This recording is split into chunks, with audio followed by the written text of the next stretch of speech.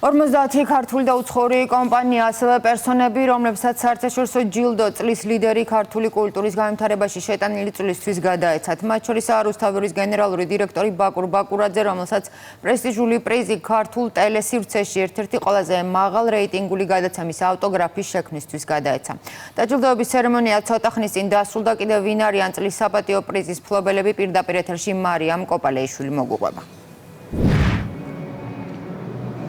დიახ, ეს არის შვეიცარიის სარეიტინგო ასოციაციისა და ნაციონალური ბიზნეს რეიტინგების კავშირის საიუბილეო რიგით მე-19 დაჯილდოების ცერემონია. ღონისძიების ოფიციალური ნაწილი ზუსტად 8 საათზე დაიწყო და უკვე გამოვლინდნენ საპატიო პრიზის მფლობელები. მათ შორის ერთ-ერთი არის რუსთავის გენერალური დირექტორი ბაკურ ბაკურაძე, რომელსაც პრიზი დღეს გადაეცა საავტორო გადაცემა ავტოგრაფის შექმნისთვის და ასევე კულტურაში განსაკუთრებული წვლილის შეტანისთვის.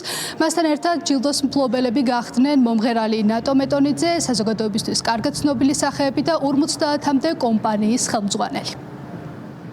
მინდა მადლობა გადაუხადო ორგანიზატორებს და მადლობა მინდა გადაუხადო მაყურებელს, რომელმაც შეიყვარა ავტოგრაფი ამდენი წლის მანძილზე და საბედნიეროდ აღმოჩნდა, რომ ასეთი უხნი არიან. მნიშვნელოვანია ეს ჯილდო ახლა ამ ეტაპზე იმდენად, რამდენადაც ავტოგრაფმა გამოიცვალა ბინა, შემოერთა რუსთავის გუნდს და ახალი სეზონით შემოდის გაზაფხულიდან ეთერში და ამდენად ძალიან მნიშვნელოვანია, რომ მაღალი რეიტინგით შემოვიდეს ახალ ტელეეთერში.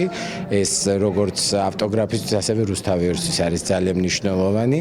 მინდა მივულოცო ჩემი გუნდის თითოეულ წევრს, ადამიანებს, რომლებმაც 6 წელი არ დააკლეს შრომა, ენერგია და ახლაც აგრძელებენ შრომას იმისათვის, რომ აღწეროთ და შემოუნახოთ მომავალ თაობებს ლეგენდები, რომლებიც ჩვენთან ცხოვრობენ. ამბავი საქართველოში გრძელდება ახლა უკვე რუსთავის.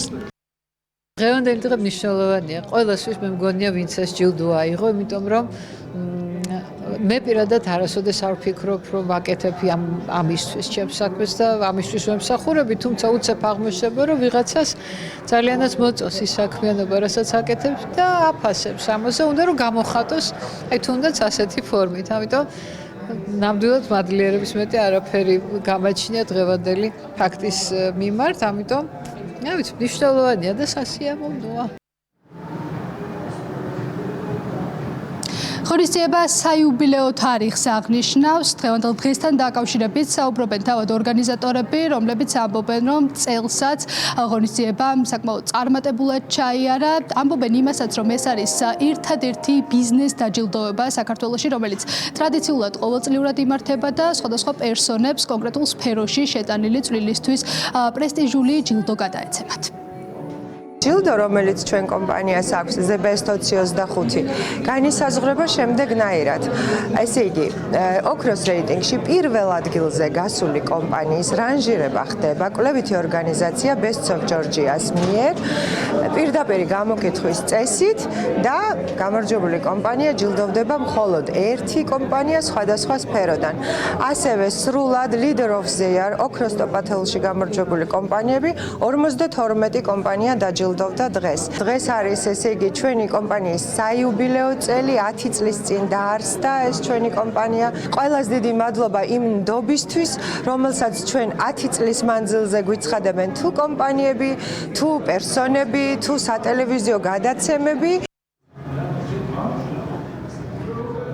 ბიზნეს რეიტინგების კავშირს საქართველოს 2015 წლიდან შეუერთდა. ამის შემდეგ კი ღონისძიებამ უკვე ტრადიციული ხასიათი მიიღო და ის ყოველ წელს იმართება.